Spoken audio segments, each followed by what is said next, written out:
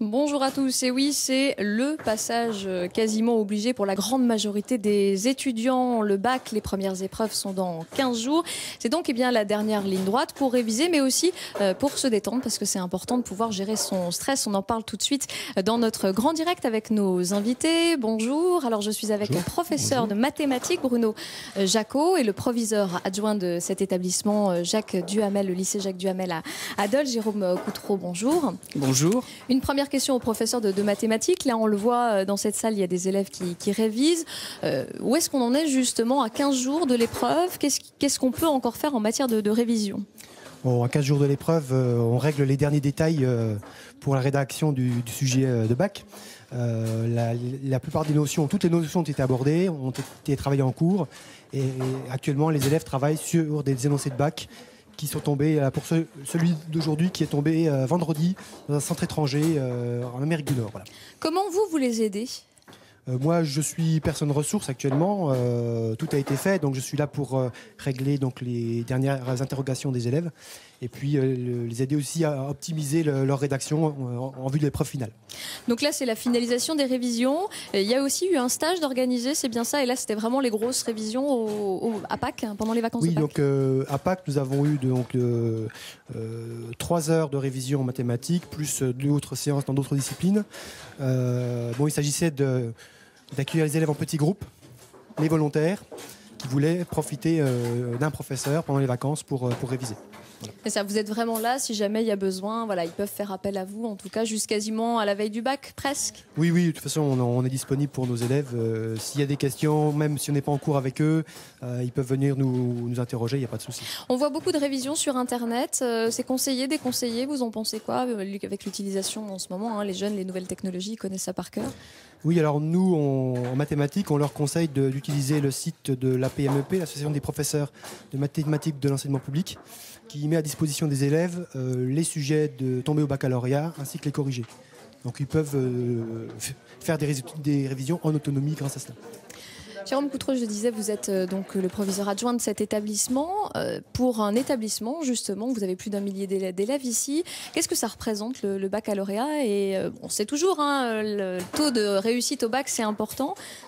Le taux de réussite au bac, c'est une chose. La manière dont on accompagne les élèves de leur entrée au lycée jusqu'au bac en est une autre. Et c'est celle qui nous intéresse le plus, pour tout dire. Bien sûr, on a un regard sur les taux de réussite. Et on est très heureux quand, comme par exemple l'année dernière, on a 100% de réussite au bac ES et que nos taux de réussite par ailleurs sont très intéressants.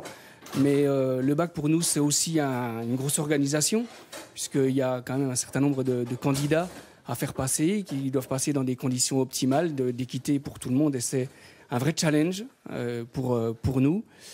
Et puis, pour nos élèves, c'est que ça reste quand même le rythme qu'on connaît.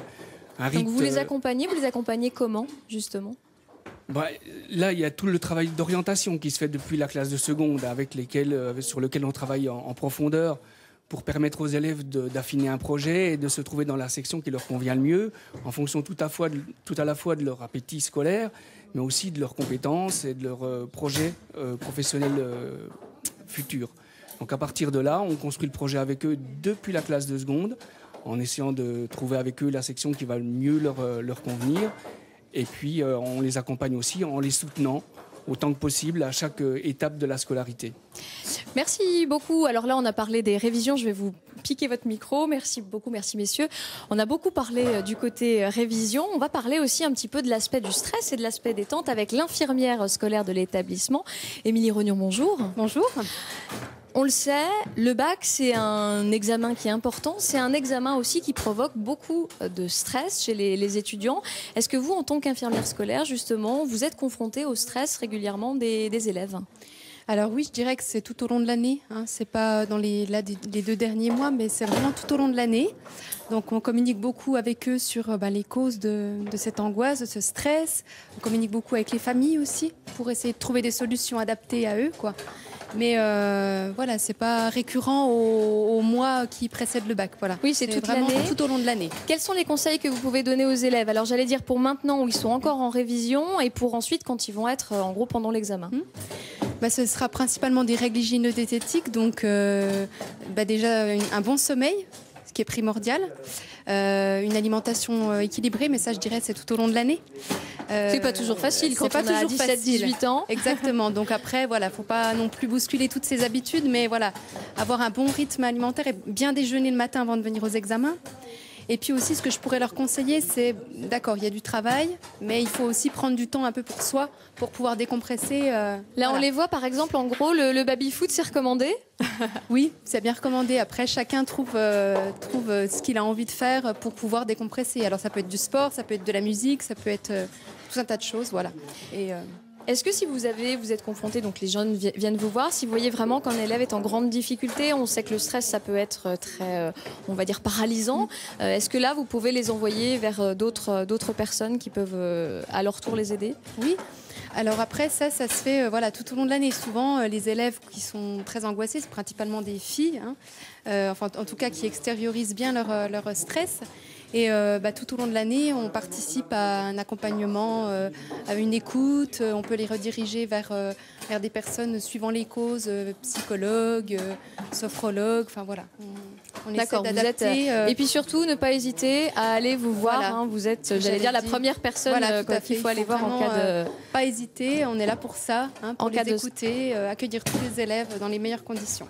Émilie Regnault, merci. Je vais me tourner à présent vers les élèves. Très très rapidement, une petite question pour vous. Est-ce que ça vous stresse le bac? Non, pas du tout. Non. Est-ce que vous avez bien révisé? Ouais, ça va, là j'ai commencé révision et bon, on va voir ce que ça va donner. Et du coup, là, le baby-foot, c'est important. Vous arrivez, vous, à vous détendre? Je suis pas trop stressé de nature, alors du coup, ça m'aide un peu le baby. Merci beaucoup. Allez, tout de suite, c'est la fin du journal et nous, on va réviser.